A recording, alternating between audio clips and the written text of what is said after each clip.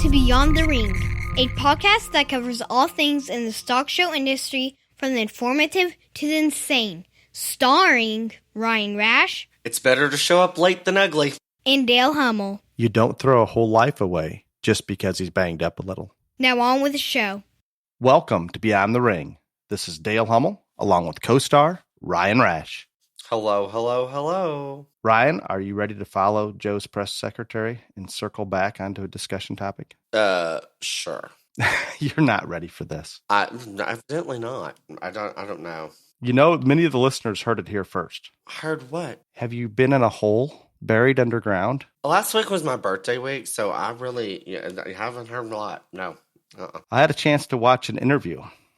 Luis Elizondo spent 20 years running military intelligence operations around the world. And then he went into what is called the Advanced Aerospace Threat Identification Program at the Pentagon. This was in 2008. Prior to that, he had no concern or even thoughts of UFOs. Oh, sweet Jesus. Here we go again. There are documented cases. It's the mainstream media has released it. I've researched it. It's everywhere. It's real. What is it? What are their intentions? National security issues. There's documented evidence that have now been declassified by the Pentagon that has been released, not just videos. And it's even gone to the point where the military has acknowledged that they've had daily contact or daily interactions, I shouldn't say interactions, sightings, 2 years straight, every single day of something they call identified. Now, they've taken out all of what I call the what ifs. What if it's this? What if it's that? They've eliminated those, Ryan, to where they've basically stated it is some form of vehicle. And the scary part of this is, and they're not saying it's from another planet. They're just saying, here, this is what it is. We've eliminated all these other possibilities. Either China or Russia, which would be the most advanced technologically besides us, is 100-fold further advanced than we are. I don't think that's possible. I hope it's not possible. And if that's not the case, then there aren't a lot of other options.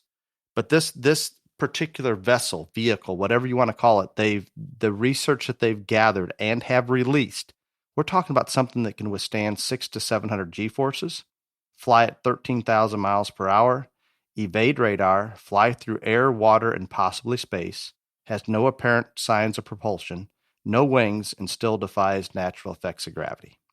Do you want to tell me what that could be, Ryan?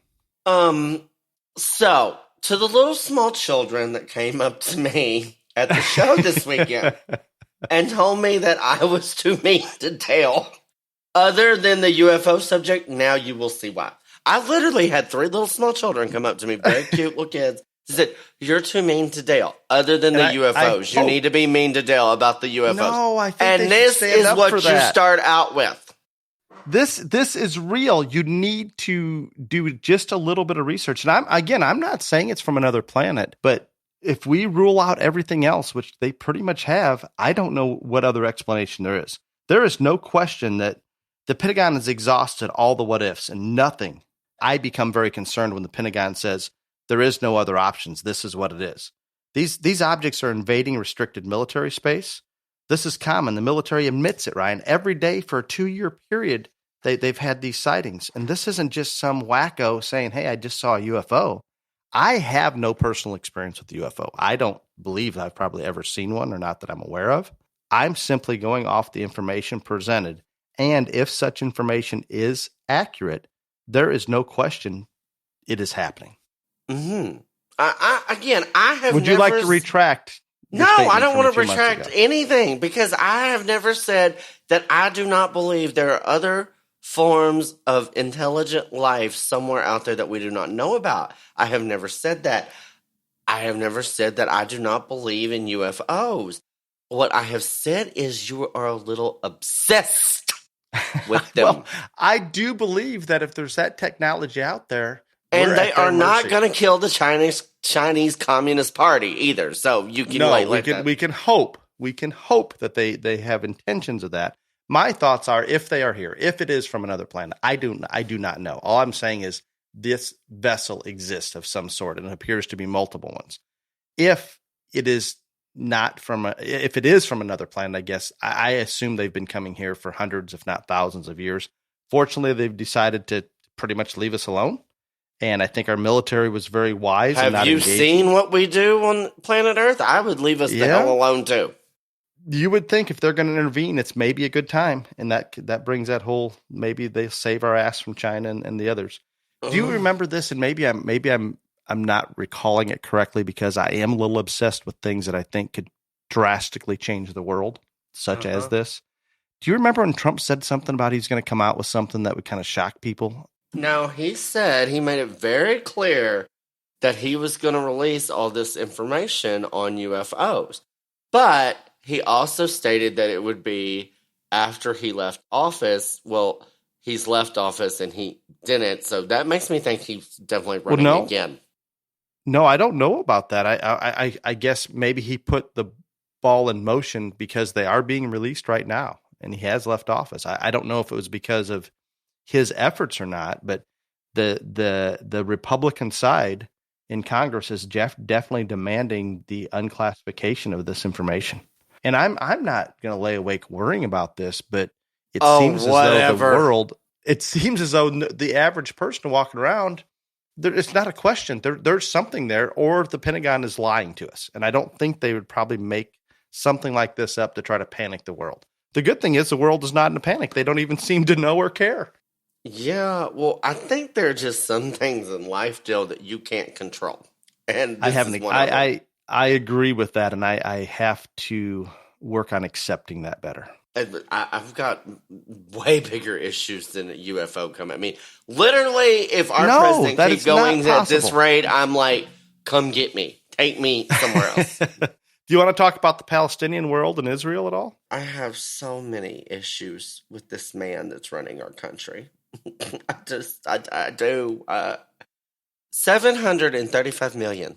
Selling that many weapons to Israel or giving them that money. 735 million. I believe he was selling them that much in missiles and military equipment, I believe. Because there is not enough nonsense bombing, death, and violence going on in the Middle East right now anyway.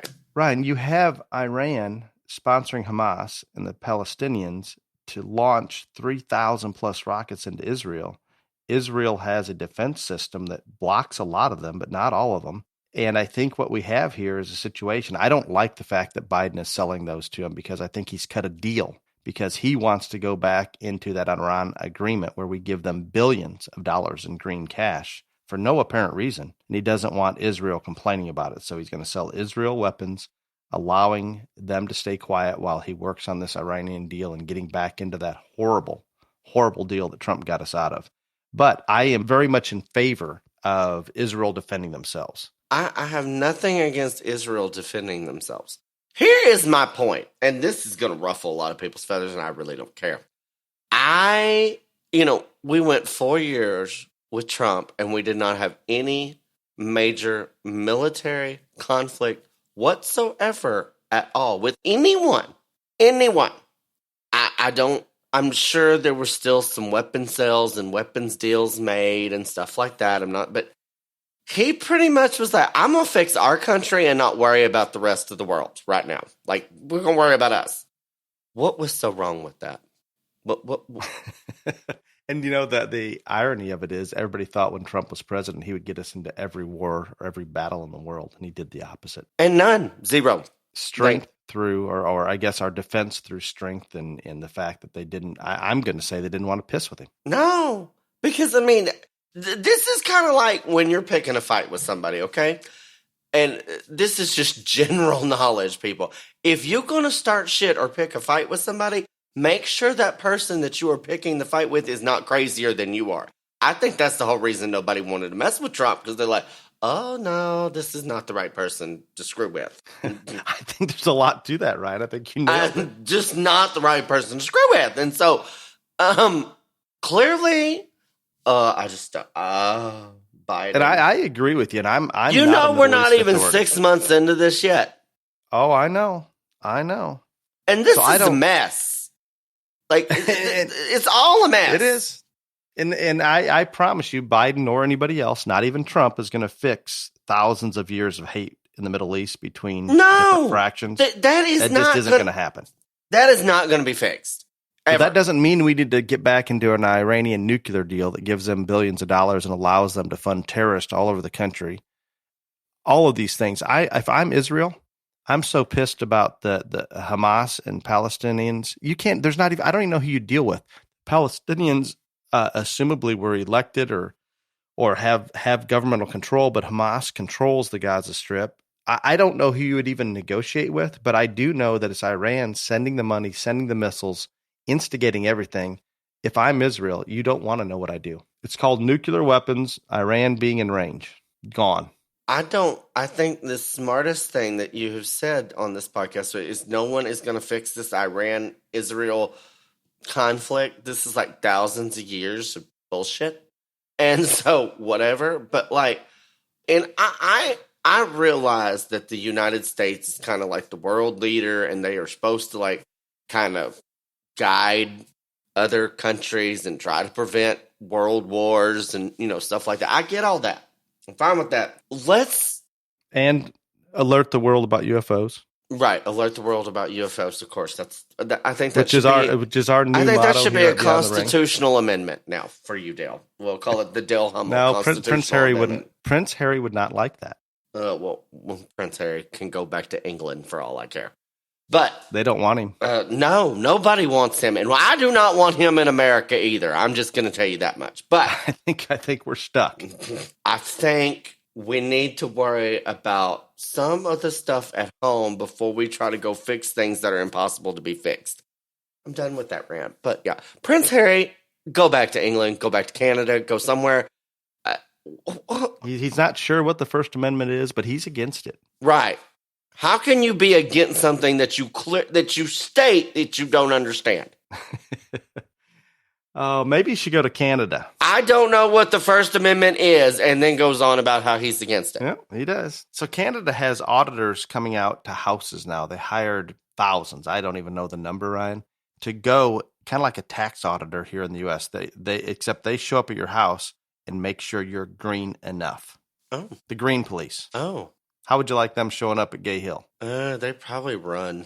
The wild hogs would chase them off. I mean, they would probably run. I mean, right now, I don't think unless they have a boat, they couldn't get here. But other than that. Do you know what would happen if they show up at McCluskey's house? They get shot. And they maybe well earned it. They would get shot. Your girlfriend, Camel Toe. Easy, yes. Yeah, your girlfriend, Camel Toe. 56 days. She has not had a press conference. No, that's true. But Biden rode in the electric truck yesterday. Does that count? And he also threatened to run over a reporter. But he was just teasing. Right. Okay. Just teasing. Okay. That was some. I listened to a little bit of that. I don't know if you want to call it a press conference. That display of ignorance, where it's like we can transfer from fossil fuel to electric. Just boom, immediately. Don't worry about oil. Don't worry about pipelines. We're going to be fine. But next year we can convert everything. So there. And sometimes we simply forget, where does electricity come from, Ryan? Do we not have to fuel generators to? Yeah, I mean that's how. Yeah. So they're not eliminating thing. It looks very clean, but we have production of batteries, we have production of the electricity, and I would be in favor. And maybe this will offend some people, but nuclear power across the world, people are putting in new, very efficient, very safe nuclear plants. We have built none in, I think, 30 years, and we're very much against it. But if we want to talk about true clean power, and I understand there's nuclear waste, and we need to identify how to dispose of it and where to put it in one place, all those things. But as of right now, if we're wanting to talk about a green planet, electric everything, to my knowledge, solar, wind, all the other green avenues can't warm up what we can do with nuclear power, and we could actually be a pretty healthy planet, provided the nuclear plants are safe and we're disposing the waste properly. But that's not even on the radar. Maybe those vessels, aliens, Russians, Chinese, whatever they are, maybe will share the technology they have to be able to power their ships. Oh yeah, especially if they can go through the water, like you said. I'm all about that. That would be cool. You're in on that. Maybe they'll give you a ride. I want to get on a ship and go to the bottom of the ocean and see the scariest shit. That's what I want to do. You have seen nothing on the news about this. Nothing. Okay, Dale, I'm trying to explain to you again. Last week was my birthday week. People have birthdays every year. They still My birthday focus on the week news. is a national holiday. I might have been intoxicated, a whole lot of it. I judged the show this past weekend. Then I flew home Monday and it was a wreck because plane was delayed. Then I had to literally drive through a minor hurricane to get home. So no, I have not exactly been up on the news. Other than I'm bringing up things other than UFOs that you don't want to talk about because all you want to talk about is UFOs. Did you hear that Cuomo's getting $5.1 million on his COVID book deal? He's Yes, I did hear deserving, that. isn't he? He needs more money. God, I hope he spends every penny of that on attorneys to try to keep his defense team going. He to keep him out of jail. He definitely needs more money because he didn't have enough to begin with. But No, he's going to need more. When they get done with this nursing home and some other allegations that are posed against him, he's going to need a pretty strong defense fund, I think. I hope. Did you see that Biden released his tax records? I did see like 600,000 last year, maybe was down a little bit. Right, because he had to put too much of his own personal money in his campaign for president, so he lost money. Got it. And how do you accumulate that much on a senator's salary? I don't know what it is, but I'm assuming it's under a couple 100,000. Well, he wasn't even a senator then. Yeah, after he was vice president, he was nothing. So nothing, zero. Didn't have a job. Well, I mean, so I don't know. I have something positive. Oh, good. Two things positive. Shopify is anti-woke. You know what we sell our gear through? Shopify. We do. We're happy to support Shopify. One of the few companies that comes out and says this political, racist, baiting agenda is crap. They're being very forward about this. Now, this is interesting. A while ago, I explained to my wife and children, no more Nike products. We're going to avoid all China products as best possible. And now they've turned on me a little bit, Ryan. They explained that Coke company is probably in this woke era, and I need to eliminate my Coke Zero addiction. You know what? They're probably right. Okay, see, I've since Coke started firing people for being too white, this is a problem. But I don't drink many soft drinks. I don't drink them at all when I'm at home. But like on airplanes, they don't serve tea. And you really can't get a lot of alcohol anymore. And most times I have to get in a rental car and drive. And so that doesn't work out. So, like, I would normally drink a Coke on the airplanes. Well, now, a lot of times I tried Dr. Pepper. They don't have Dr. Pepper. So, yeah, and I hate water. So, but I do it because, yeah, I don't think you should fire people or hire people because of their skin color. I know that's a terrible thing and going to make people mad, but it seems pretty simple to me. I just don't think, or gender for that matter. Whichever one of the 900 genders you want to be now, I don't think you should get hired or fired for being any of them. No, if you're qualified, get the job. I saw a African-American conservative gay person on TV today, Ryan. Oh, the only other conservative gay I've ever seen. So actually, there's one white one and one black one now. Okay. Now we're getting there. We're getting our diversification quota. Oh, and there's one trans. We have Caitlyn Jenner. Forgot. So yeah, they're straight. I mean this conservative base is really spreading its wings here. Straight. This is good. All inclusive. So are you going to ditch your Coke Zero thing or no? I'm going to. I'm going to do my best. It is a challenge, more of a challenge when traveling, but yeah, I'm going to sign up for that. The only other thing that I have to bring up, and I think this is positive, but I also think we need to have a real conversation about this. So the CDC keeps throwing out all these things about how fully vaccinated people don't have to wear masks, and it's just opening. It's really steamrolling. So now all these companies are saying if you're fully vaccinated, you don't have to wear a mask in store. Texas A&M, you don't have to wear a mask at college anymore. All this stuff. And I think that is great. And I am all for normalcy returning and all this stuff. Here is my one little issue with all this. They're saying fully vaccinated people. There's no way to prove that. Are you fully vaccinated when they ask you? No, I am not fully vaccinated. I'm half vaccinated. But I'm not talking about me. But there's no way to prove this. That card is not proof. No, I think some states actually have databases that are tracking it, but it is not Texas. is No, not in Texas.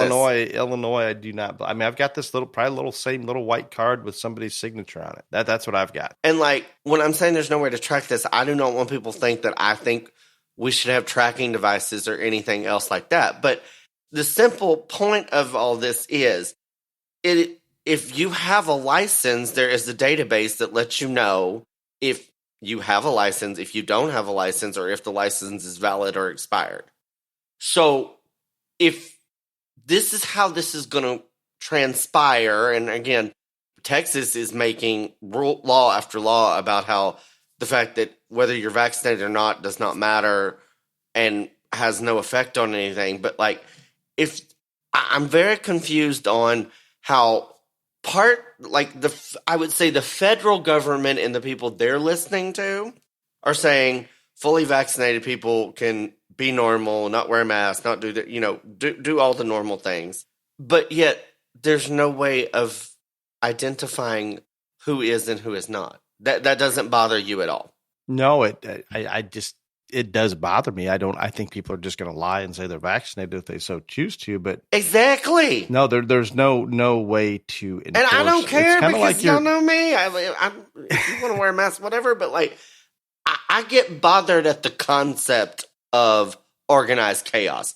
This is organized chaos. This goes back to your one rule for stock show. Exactly. You can't implement it. You can't make the rule effective. Then don't have it. So yeah, no. Done. I just had to get that off my chest. Okay, I have one more positive thing, and then we'll jump into the main topic. I did not believe you have a positive thing, but next. Positive. If it has anything to do with UFOs, I'm going to shoot you. No, well, I don't know if that's positive or negative. It's undetermined there. No, I had a chance to go to Iowa this weekend, and we had a family up there that had bought some goats with us or from us. So we headed that direction and helped them out, and we took some weathers for my kids to show. So we had one show on Saturday and 2 shows on Sunday, and these are just small jackpot shows. But this is actually, obviously, I've been to shows, I've been judging shows, but since Oklahoma City, I don't think we've actually participated in any shows as a family. So it was good. And when you're in the ring or judging, you're not maybe communicating or talking to a lot of the people that are there showing and so forth, or not in a non-formal sense, but being at the shows and being in the back, and we're showing out of the trailers and working with other families, everybody seems so appreciative to be able to show. There was not a mask in sight. It was all really good. Families helped each other out, happy when one family wins or the other family wins. It was just a very, very good environment, the environment that I hope to see a lot of this summer. And I think people, and Ryan and I have talked about this a lot, we're appreciative to get back out to these shows. We appreciate the people putting on the shows, everything that's going on, and the fact that we didn't completely shut down and a lot of people stepped up last year and made it happen, whether it was in their backyard or somewhere else. I appreciate those things, and it was good. We got to meet some new families. We had old friend Troy Gretz and his family there that jumped in to help us out when we're running behind, getting some legs pulled. And just that camaraderie is good. It's really, really good. And Ryan, I did my best. Remember our episode from the outside looking in? I did my best to take deep breaths, and we got through the weekend. Sir, this is not the same person I talked to on Saturday and Sunday. I did my best. Uh-huh.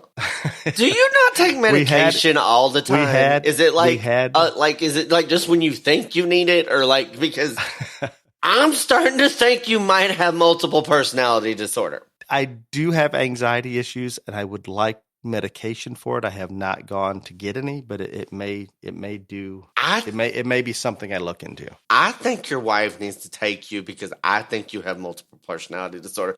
Because this is not the person that I talked to on Saturday evening. But that's because, remember, we're all trying to do better. I'm trying to do better. And we had a very good weekend. We did very well in the show. It was all good, but yeah, there's always going to be some issues when you're going to some of these jackpot shows. They just exist. So we go from we talked about Saturday to now everything's rainbows, butterflies, and unicorns. Okay, great, good. No, we're just avoiding the negative and talking about the positive. See, that doesn't work for me. And I'm not trying to get, no, you've said your piece, you said your story, but here. And this is where, I'm just going to put this out there. So Dale is always concerned about, we have to have positivity in every episode and and all. And I do not know a person that literally tries to put more positivity out in the industry. I go judge all these shows, all these kids, whatever. I love this industry, or I would not literally do the things that I do for it. But people, our industry is not perfect. And just because I say things or Dale may say things that shows that our industry is not perfect does not mean we are not positive. The truth is not always rainbows, butterflies, and unicorns. And if you can't handle that, Jesse, Cherie, Moeller, Clooney, Rash, Caraba, Bright, then I can't help you. I think she's pretty good about it. No, every day she tells me I'm mean, and I say I'm not mean. I speak truth, lady. There's a difference. There's a gray area there. Rant gray over. Area. Rant over next. I'm good. Do you have any more current events to bring up? No. I mean, there's so many, and I'm going to say the world is falling. The United States is falling apart. And if y'all don't think that's positive, kiss my gay ass, because it's the truth. That is the truth. It is an issue. Oh, it's an issue, and I'm going to need medication before this administration's gone. Positively. Today, Brian, we're going to talk about barn basics. We've covered many of these topics and management protocols in the past, but we continue to get requests to go over some of these and maybe condense them all into one episode. So we're going to hit just the surface of what we do, and everybody in parts of the country, I guess, we're just getting those animals into the barn or starting to get out to shows. We're still early in the show season for a lot of people out there in the sheep and goat and pig world. So we're going to hit some of these things. Hopefully there's some benefit there. We'll give you our insight. And again, mine, for one, is not always going to be accurate, but it's what I believe and what's worked for me, and that's not always going to work for everybody in every situation. But we can start off, Ryan. I would like to start on the nutrition side. That's maybe where I get the most questions. Go right ahead, sir. Now, I'll take it just more from an experience in fielding questions, whether it's at a clinic or just here on the phone or text messaging. But most show feeds, everybody's saying, well, what's the best show feed to feed? And I'm not just talking about one species. I think we can go across species. I believe that most nutritional requirements are being met by almost all the show feeds out there that are reputable. So I'm not as concerned with which feed is out there. I think that we can look at different protein levels and be careful there. Just because it says a crude protein percentage doesn't mean that that's accessible by the body or available by the body. It's not going to be absorbed. So there's a lot of quality in terms of amino acids out there and differences, how they were processed, how they were put together. So we've got to be smart about it. But most good feed companies, or most feed companies in general, have developed what we call a balanced ration. And for the most part, they're going to have the calcium phosphorus ratio right. They're going to make sure that we're meeting the minimum and maximum requirements or within that window of acceptability to avoid deficiencies, avoid toxicities, all of those things. However, we have to be careful, and we've talked about this so many times. Let's stick with that basic feed ration, and let's just use a rule of thumb that let's keep our supplements to less than 20% of the diet. If we do that, we're probably not throwing that balanced feed ration too far out of whack. If we get this too far out of whack, whether it's a calcium phosphorus ratio or any other deficiencies or toxicities or whatever it may be, we are doing more harm than good, and we're not allowing for maximum absorption of those nutrients. So be smart about those supplements. Be careful. Don't fall for those infomercials you see at 2:00 in the morning that say this product's going to do everything for you. The more a supplement says it can do, or, for example, I can go back to when I was teaching. I would give my nutrition students an assignment to pull up supplement claims or a supplement and what it claims to do and explain to me from a science base how one supplement, for example, can burn fat from the jowl of a pig without taking fat off of other areas of the body. Or if they claim to do everything that you want to have done in the show animal, explain how that's happening by giving them the supplement. So I encourage you to implement a little bit of science along with some common sense. Some supplements have great value. Others have none. So depending on what that animal needs, what type of management and exercise program they're on, then we adjust accordingly. So we need to fit each individual animal as an individual nutritionally, whether it be their intake or what supplements that we're providing. One feed protocol does not fit all animals, period. No, that's a very good point. And just, I think everything you said is spot on. But one thing that I want to add in here, in terms of the major show feed manufacturers, they all have balanced ration, just like you said.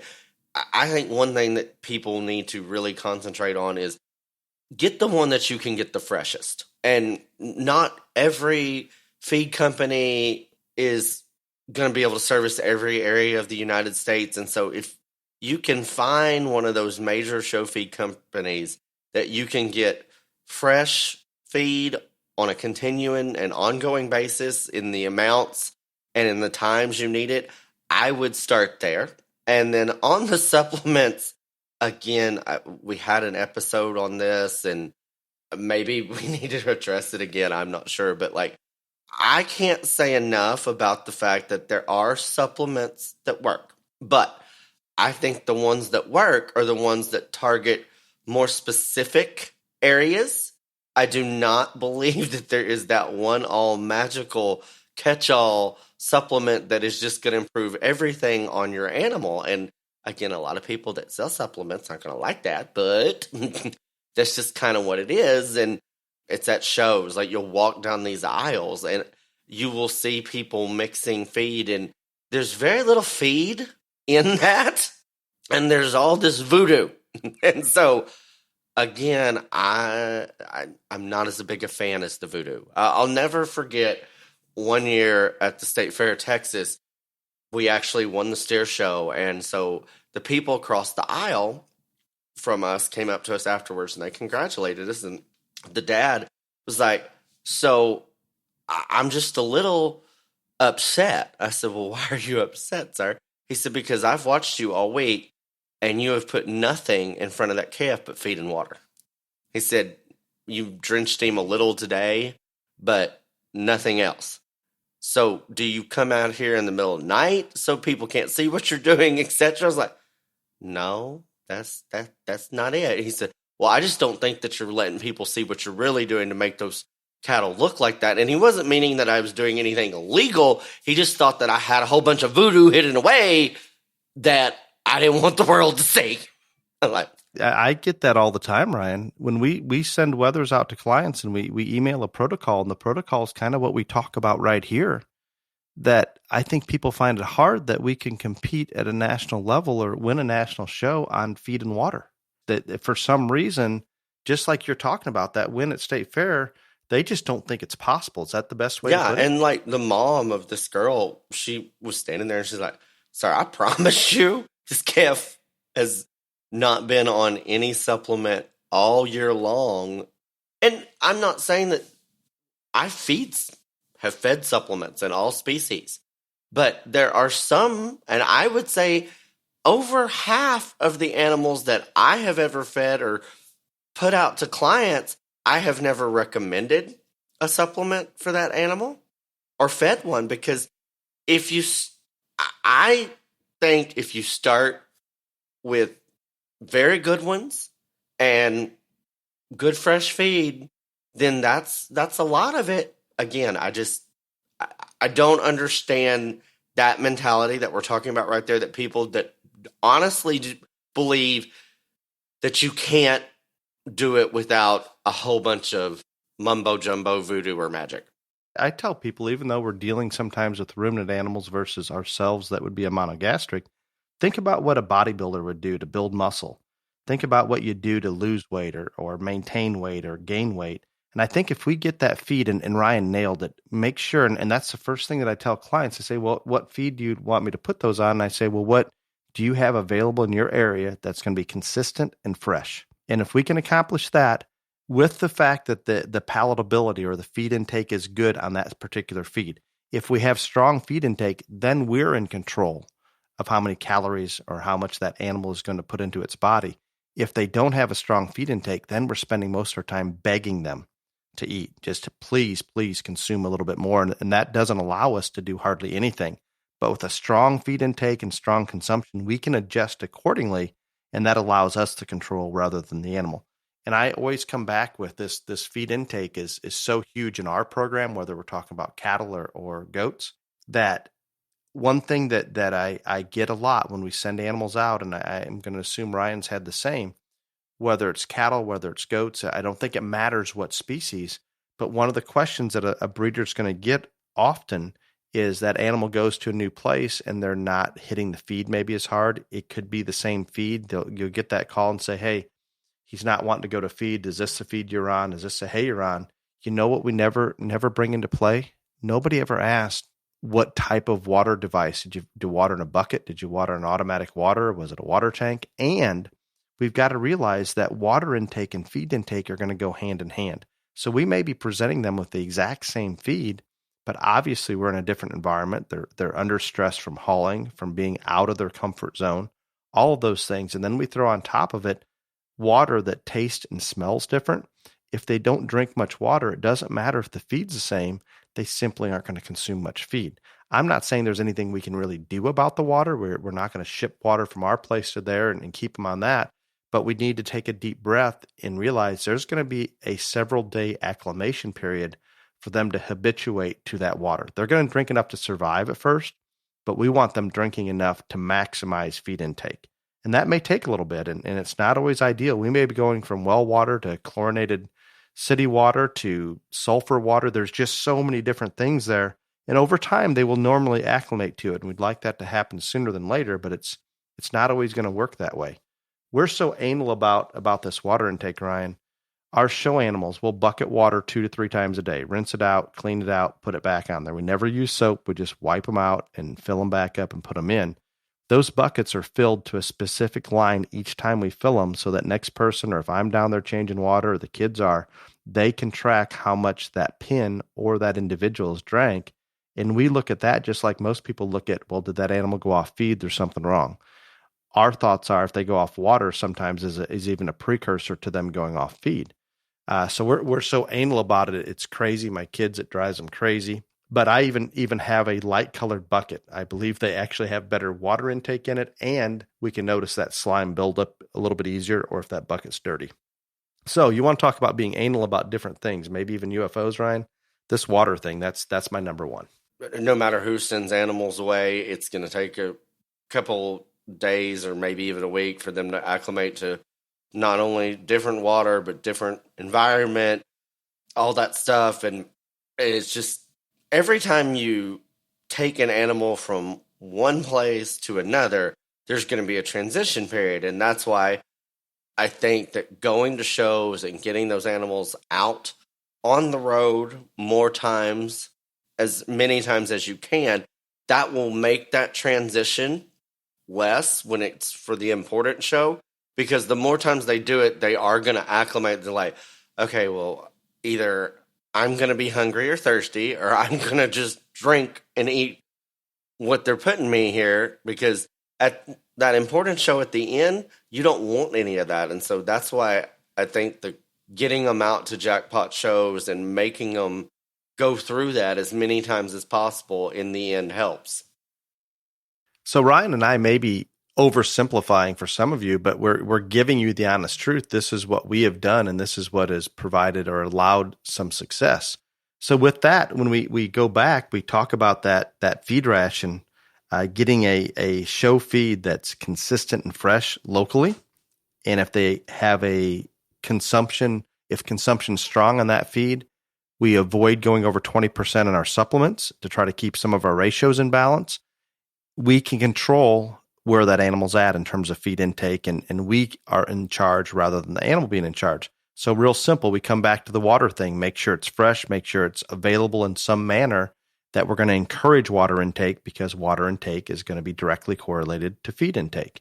If we can do those simple things, and I want to throw the next one in, and I tell people in a protocol that I send out, if we can provide feed intake or provide feed that has strong palatability, we can provide fresh water and water intake is good. The next one in there is parasite management. If we've done those 3 simple things, we've already beaten 80% of the competition. And I truly believe that. And I think parasite management is maybe the most overlooked of any, and it's very, very simple. There's nothing difficult about it. We talk about many parasites like diseases are geographically specific. Mm-hmm. There's certain parts of the country that it's more prevalent, and certain parasites are going to be more prevalent in certain areas. So in an ideal world, and what we do here is we'll run our own fecal samples, several samples once a week. We encourage our clients to send fecal samples to us. I'm sure the U.S. Mail loves those goat pellets that are in a Ziploc bag and stuck in an envelope, but they always deliver them. They don't smell the best when they get in. But if we can run those fecals or have your local vet run those fecals, we can adjust accordingly. And I recommend running them at least once a month. If you choose not to run them, then we need to use some form of broad spectrum wormer that you're hoping is going to get whatever parasite's there. I don't like leaving that room for error. So we will look at exactly what's there. And a lot of you are saying, well, they're fine. They're eating, they're gaining weight, their stools are normal, they're not loose. Well, guess what? We have to get pretty high on a parasite load to start seeing symptoms. By the time we see symptoms, whether we're losing weight, poor hair coat, maybe it's coccidian, you've got terribly loose stools, whatever it may be, we've gone backwards for quite a while. And in my opinion, if you're wanting to compete at the highest level or to meet your goal, whether that's a county fair or a national show, you need to keep this in check. And by doing this, it's very simple. And I assure you, if we were to go to a lot of these shows, I'm going to use those jackpot shows I went to this weekend, and I'm not picking on them because it's everywhere in the country. You pulled fecals on all those animals that came out of that ring. I'm going to say 80% of them are probably at a higher parasite load than what I'd feel comfortable with. I'm not saying they're sick. I'm not saying they're going downhill, but they could do better if we brought that load down.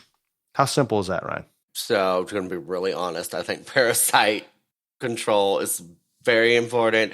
And I think, just like you said on worming them, that is something that has to happen. And when we had animals here or anybody I sold to, that was something that happened every single month or so.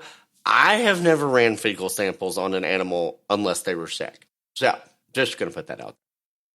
So maybe overkill on my part, but it sure makes it simple. And I think, and Ryan, obviously you've showed all species, but I think we have less issues in cattle than we do maybe sheep and goats.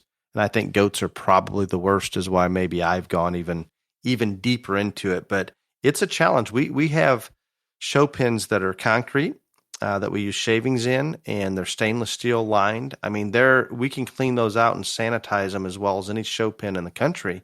And we could be negative for a couple months, maybe go to a show, maybe not. But even after a couple months of negative, we'll still pop with a little bit of a parasite load. And I'm bad about wanting to get to zero, and that's not realistic. All animals are going to have some parasite load. We just need to keep it within a manageable level that's not inhibiting performance or nutrient absorption in any manner.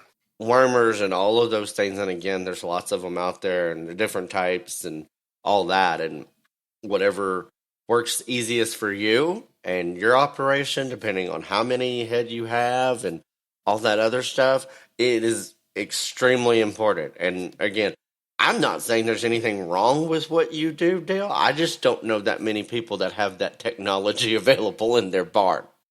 Yeah, but I understand. But most of our local vets can do it, and it's honestly not complicated. Every vet can do it. I just primarily because we only fed cattle here, and like you said, I don't think it is as big of a deal. We just, unless they were sick, we just never went to that extent. I'm not saying anything against it. I think if you can do it and have the technology, go for it. But I also don't want people to think that might be a little less abnormal than normal, I guess, is the only thing that I'm wanting people to know here. Understandable. What about pin requirements or pin space?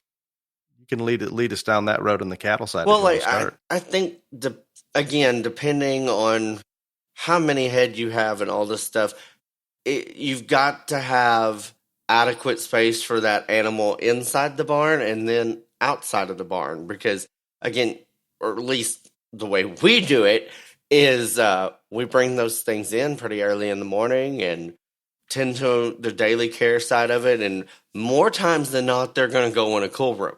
And I'm not saying all the time, but I would say at least 80% of the time or better, those animals are going to go in a cool room. If they were here, or I would say that same way for most of my clients that I had. We want them to go out at night, and the way that we have things set up here, water is at one end and feed is at the other, hay's kind of in the middle. So, and that just keeps them moving and keeps them going and exercising. And we don't have an exercise regiment for our steers or heifers. Other than that, unless it's something that we have to do for that one certain animal, and normally if it's like that, they're probably not going to last with me very long anyway. I think in terms of pen space, in the ones that aren't in a cool room, and even we had 2 coolers here, and one was where they were tied up. The other is where we had built pens inside a cooler so they could be let loose and, during the day, even in that environment. But no matter which way you do it, and even if you're in a barn, I think that steers and heifers need to be tied up for a certain number of hours a day just to learn to stand, not only just stand up, but also to get the fact that they have to have manners at all times. Because if you just let one run loose its whole life and then expect it to be on a halter at a show for a week, probably not going to work out so well for you. But adequate space is important, especially if you're not going to have them in a cool room setting and they're just going to be in a pen under a barn. Then enough space that when they get up, they can walk around, stretch, stuff like that.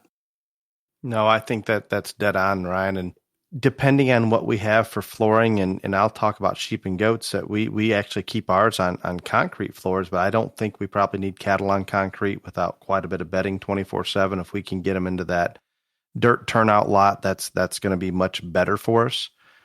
Most of our cooler rooms obviously are going to be pretty deep in bedding, so each animal's a little bit different. Hogs are not going to hold up real well on their feet and legs if they're strictly on concrete.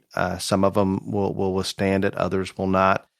Regarding sheep and goats, and we're going to move into that one, people put them on dirt, they put them on lime, they put them on concrete floors. I think you can use any. I think there's advantages and disadvantages to each. Obviously, the cost. If you have them in dirt and/or/lime, probably going to be more difficult to keep that perfect skin and hair bright white and like what we want when we hit the ring. A lot of people ask us when we have our goats out there, how'd you get them so white? How do they look so fresh? I don't think we're doing anything at all special. We simply have them on concrete with a little bit of shavings in the back. And it seems crazy that's all it is. It's just keeping them out of the dust and the dirt, and they're getting along fine. That's allowed us to do much more with their skin and hair than we could if we had them into a dirt pen. Our downside is we don't have that turnout pen at night, and I would like to have some type of outside turnout, not only for exercise purposes, but I think on the goat side, we're dealing with mental issues. Ryan, they're a little bit like me. We know that if we don't keep them mentally stimulated, they go backwards on us. It doesn't seem to be as much of a problem on the cattle and sheep side as maybe it is on the hog and goat side. But so we have, if we throw two show goats into a pen or show lambs, we're at about an 8 foot by 12 foot pen, plenty of space for them. Ideally, if there's a turnout adjoining that pen, that's ideal. The more controlled the environment is, probably the more ideal in terms of health management, feeding, all those things. But you've got to remember that controlled environment's probably not going to exist when you're traveling to shows and things like that. So we need to make sure to have them acclimated and prepared to go to those things. And Ryan mentioned earlier, we've got to get them out to at least a few shows. And once they're comfortable hauling, maybe we can come back. And it's a lot more difficult, Ryan. And when you've got those cattle in the cooler, we don't want to bring them out. We don't want that hair to shuck. But maybe before we go into the cooler process, they better have been to a few shows and acclimated and understanding the travel and the shows and all those things that come along with that. So with that said, I don't think there's anything complicated about it, and everybody's going to have different types of show barns. Just implement a little bit of common sense. I think sheep and goats can handle the concrete, no problem. I don't know that I want cattle and hogs on bare concrete the entire time, but it should be fine. You talked a little bit, Ryan, about exercise on the cattle side, and I agree with you. There's not a lot, I think, that people are implementing. I think we can get them out, and we're at a show, we're going to walk them just because they're tied up all day. But a larger night turnout, like you talk about, I think is going to be adequate. You also talked about tying them for a certain amount of the day for manners and so forth. And I think that's working on that show ring endurance, getting them in shape to hold their head up long enough so they're not battling you. And I think anytime we have any species of livestock that are in good athletic shape, they're going to be probably a little bit easier to take out on the road, to get through the show ring. All of those factors come into play. On the exercise portion of that, we can throw lambs and goats in together, and there's lots of different methods that people are using, anywhere from just walking on a halter, run down the farm lane, put them on a track with a dog, put them on a track with kid power, treadmill, maybe cramp on a steep incline. Lots of different things that we can do. But what we need to realize, just because our neighbor that's had success is doing this with their sheep or goats, I'm going to do this.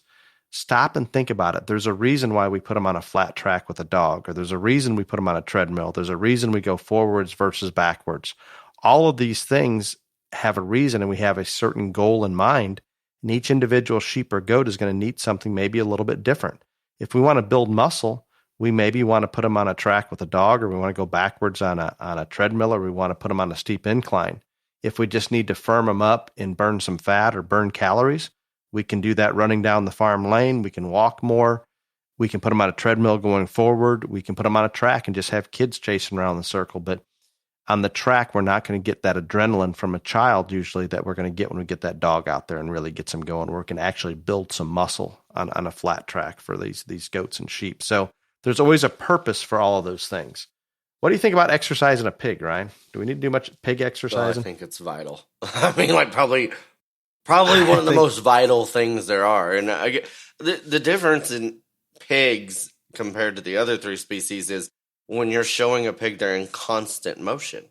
Unless the judge tells you, hey, relax, I've got to talk a little bit, whatever. But when they're getting evaluated, they're in constant motion. So, and again, it doesn't matter what the size of the show is. You have to build up the endurance on those pigs so that they don't get tired out, they don't overheat, they don't do all of these things that are possible in a show ring that is going to detract from their performance out there. So yeah, building up endurance and walking a pig, I think that's high up there on the list. And again, you can't just start out going, well, at Houston, there's a possibility that I might be in the ring for 45 minutes. So we're going to walk my little piggy 45 minutes every day. You got to build into it. And so just like a person that's overweight going to the gym for the first time, you're not going to expect them to be on the treadmill for an hour. So use some common sense. It just doesn't work like that. No, it doesn't. I think implement the common sense on the hogs. Walk. Obviously, we're trying to train them to keep that head up. And I promise you, it's harder for them to walk a mile with their head up than their head down. So all of these things come into play, and we've got to build up to those things, just as Ryan's talking about. With that said, Ryan, you thought maybe we were a little out of the ordinary with the microscope here. Prior to ractopamine, trade name Paylean in hogs, when we were showing pigs long ago in the dark ages, because we always wanted to build muscle. I broke one of our rules on the nutrition side, and maybe did something a little bit different on the exercise side, but I created a feed ration that was only animal protein for hogs, no soybean meal, and the animal protein's much more readily absorbed. It was almost the equivalent of putting them on Paylean. Very expensive and a little out of the ordinary, but it worked. Now, a lot of structural issues and movement issues came along with it. But there's one other thing that we did to try to build muscle, and we certainly don't need that today because we have Paylean available. But we had 20 semi-loads of limestone trucked into the barn lot, and we built this giant hill. And we would walk those hogs up this steep incline and down each day just to try to tear muscle fibers and build them. You don't recommend that? I would probably say not anymore. I mean, no, definitely not needed. But sometimes, it's just thinking outside of the box and doing what you think is going to help. And I don't know that it was a world-changing idea or anything like that, but there's no question it built muscle in changing from a plant-based protein to an animal-based protein, just like you think about a bodybuilder being a vegetarian. Probably not many of them out there that are building that much mass. That's not going to work out. So no, and a pig's digestive system is remarkably similar to a human. So when we think about these show pigs prior to Paylean being vegetarians, well, we're not allowing that genetic potential for muscle to come into play. Change from a plant-based protein to an animal-based protein that's much more readily absorbed. Boom, you've got more muscle. So it's interesting. Ryan talked about the show ring endurance, I think absolutely critical in pigs. And Ryan, don't you think we've maybe pushed the envelope on pigs skeleton and structural correctness as far as we can, that we probably need to get them out and move them just to keep them limbered up and loose and keep those joints Well, I going. think that's every animal. I mean, again, like I said, we don't we don't have an exercise routine for cattle, or the ones that I've ever fed, but if you knew how long our runs were and you listened to what I said, that the feed's down here but the water's clear at the other end, they're going to get plenty of exercise in the course of the drinking, eating process. And goats and sheep, everyone exercises them, but I would also say that pretty much, at least the goats and sheep that I've been around, they like to exercise themselves a lot as well. Goats and sheep like literally put themselves in weird situations and like are curious little animals and try to play with each other and stuff like that. I mean, more than what cattle and hogs do, I think, at least. And then again, a hog, whether you're worried about an hour class at a major show or not, yeah, as stout as we've made them and as dense in their body make as they are, they've got to be exercised. And I would say that hogs are probably kept in smaller areas than most other species all the time. And so, yeah, I think exercise is extremely important. It's interesting you bring that out, Ryan. And we used to keep hogs in similar space pens that we do goats and lambs now. But I have noticed, and I have not fed a lot of hogs, but I've noticed a lot of the places I stop by and check on goats at different families that may have also been feeding some hogs. You're right. Some of these are kept in individual pens that I thought was crazy, that they're just too small. They're not getting enough movement and so forth. I mean, they can get up, they can turn around, they can move a little bit, but that's about it. And that seems, and I guess I have a hard time getting over that. Seems a little restrictive to me, but I guess if they're getting out and exercising a lot, I'm sure it's probably fine. There is one issue I want to bring up on the hog soundness that I'm sure is still an issue and something that we have to deal with at the shows. But when we take these hogs out to walk them, I'd always walk them on grass. And if they ever had to cross over a gravel driveway, I would dump shavings on there so we wouldn't bruise those pads. So I've evolved, Ryan. I've changed from this the last few years, and my kids had a couple hogs here a few years ago and helping some other families. If you pay attention to some of the soundest hogs at shows, hogs that don't have any issues with a soft pad or a bruised pad or a torn pad, it's usually those people that don't put those hogs in fancy shavings, or maybe in that back barn lot with rocks and everything else, maybe walking them down a gravel lane every day. I am thoroughly convinced, and a lot of those pig people out there are going to say this is a crazy goat or cattle person that knows nothing about hogs. But I am absolutely convinced now, if we were feeding hogs, and I recommend to people that do, I start walking them down the gravel lane at a younger age, and we're going to callus up those pads and toughen those pads up so they're not going to be sensitive. They're not going to bruise as easy. And we're actually going to be able to travel and haul without those issues that we normally had with those soft, tender pads. I had them so bad when we were showing hogs years ago, Ryan, that I would never let them off of very deep shavings other than on grass. If they had to walk a little bit on concrete from the shavings pen to the grass, they would hesitate and not want to step onto that concrete. So every time they went to a show and we tried to get them out of the pen to get them to the ring, they wouldn't want to go out of the pen that they were kept in. You get pinned in a holding pen in the ring, and then they bring you back out.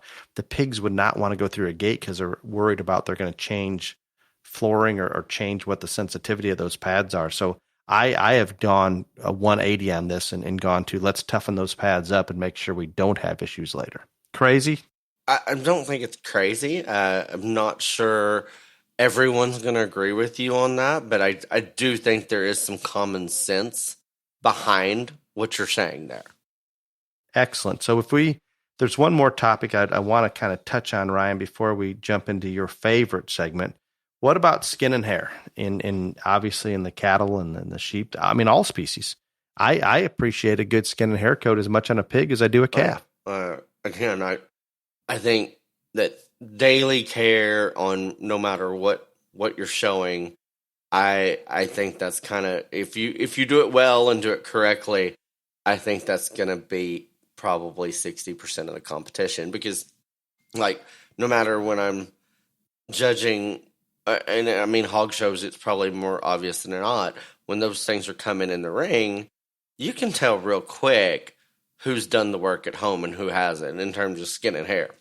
And again, I'm not saying that that greatly affects the outcome of the placing, but you notice that almost instantaneously, and it gives you a positive reaction or a negative reaction or no reaction. Because there's also ones that come in that, yeah, they've been taken care of, but they don't have perfect skin and hair, so you get no response to that, compared to the ones that, you know, aren't fresh in terms of skin and hair, have a lot of bruising and stuff like that, where you're going to have a negative reaction. So, in anything that we do, you want that first thing to be a positive reaction, I guess. Ryan, you're dead on. I that's explained perfectly, and I can assure you, and it doesn't matter just in any species, when they come in and that skin and hair is right, it gives you a good feeling as a judge, or a fact that, wow, this one here, they've put the time into it. They're probably not going to put that kind of time into a bad one. And I'm not saying, again, we need to place these animals on skin and hair coat, but I promise you, whether it's consciously or subconsciously, it is going to affect the placing in at some point. It may not switch first from second, but it's going to benefit that animal. Maybe is the best way to put it. Any positive reaction by a judge is going to benefit your placing. Same with that kid walking in with a good attitude and a professional look, or whatever. All of those things impact, and this is one of them. I'm going to address more maybe just on cattle and goats on the skin and hair here for just a second. And again, I'm going to simplify things maybe more than what people think we should. But the biggest recommendation that I can give is be careful not to strip the natural oils out of that skin and hair. Sometimes more washing with some of these harsher detergents, and I see Dawn used a lot, and Dawn is a degreaser that we use on wildlife when they get into an oil spill or something like that. That is taking all of that grease, those natural oils out of the skin and hair. I'm not saying you can't do it once in a while, especially if, let's say, cattle have been out in a muddy lot or something. We really need to get them cleaned up. But I would suggest maybe do more conditioning and working of the hair without the actual shampoo, maybe just conditioner. And we avoid all grease or oil stripping shampoos to the point that we go and buy cheap human shampoo at Walmart. And that is what we're using on a regular basis. We may only shampoo the legs once a week, and the rest of the time we're just rinsing and conditioning. And we seem to have very good luck keeping that skin and hair in good condition. And I know there's a lot more involved, and that's very simplifying things, but that's maybe one simple thing that if you're shampooing a lot, I've watched people shampoo goats, their entire body on does, on hair does, every single day, and a month later, it's a train wreck. And it's because they put too much effort into it and too much time. And I hate to ever say we don't want to put too much into it, but that's something we need to keep in check a little bit. I think we're going to be way better off. In terms of the cattle, we rinse every single day. But and what you're saying about the shampoo and stripping oil and all that stuff, very, very few times, unless it is just something that, like, it is god awful muddy around here or whatever, and we have to shampoo every day to keep, the mud from stripping hair away and stuff like that, we would probably only wash 2 or 3 times a week. And again, we don't use Dawn or Joy or any of those things. We use human shampoos as well and stuff like that. But on the days that we just rinse, we're constantly putting something in that hair, conditioner, sheen, all those other things that help retain oil, keep the skin and hair coat the way it needs to be and stuff like that. And I do think that a lot of times people think, oh, well, we have to wash them every single day. And cattle, I think you probably be better off rinsing a lot more than actually washing unless you have to. We get asked sometimes, well, how often do you wash your show wethers, your goats? And they get washed only at the time we're going to shear them and slick shear them for a show. So if we only show that goat 3 times, he's probably been washed 3 times in his life. And then that's just honest. Maybe that's not enough, but it seems to work really, really well. That doesn't mean we're not working and training leg hair and washing legs, But just as far as washing that body, we do it before we're going to shear just because we can get a smoother clip on them. But that's about the extent of it. Ryan, are you ready? Ready for question and answer. I have to apologize to some of our listeners. We have quite a few questions to get through, and we're not going to get through them all today because Ryan's union says he is only going to take three an episode. That's I his didn't maximum. know how to union. He will go on strike. I'm so excited. If we do any I am more. so glad that my union is speaking up for me. Whoever you are, thank you, people. I bet Mr. Biden's going to send him some money. Good. Yeah, make sure to share with all. Right. This question comes from Chad. I was at an estate sale this past weekend and discovered a Grand Champion Hampshire boar banner from the 1960 Indiana State Fair. This banner brought a couple $100 and was purchased by a relative basically as a family heirloom. Do you think state fair and national shows some of them should go back to these cloth banners versus all the lesser banners that we see? And I appreciate all the banners that are sent out, and a lot of them are sent for free that kids get, and I think they love them. I guess the question he's getting at some of the bigger shows, should we go with something that you're going to be proud to keep from maybe one generation to the next? My favorite award in the world is a felt banner. So that will just tell you my answer right there. And my mother despises that. And back when she was letting me have any input on her shows, I would always want the overalls and the top fives to have those huge felt banners, and she thought they were just tacky and you don't hang them up and nobody does that.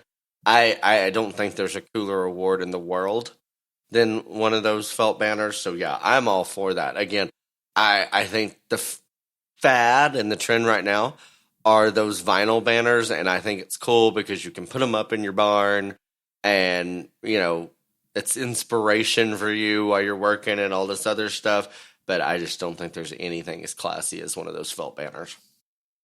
No, I love that, Ryan, and I love that people sponsor those vinyl banners and they get them out because the kids are getting something, they're excited about them. But it's not the same as some of those felt or cloth banners. And we have in our office in our show barn, I think 6 or 7 of those champion banners from Louisville hanging up there, and I'm telling you, those mean quite a bit to me. I would not let those disappear ever.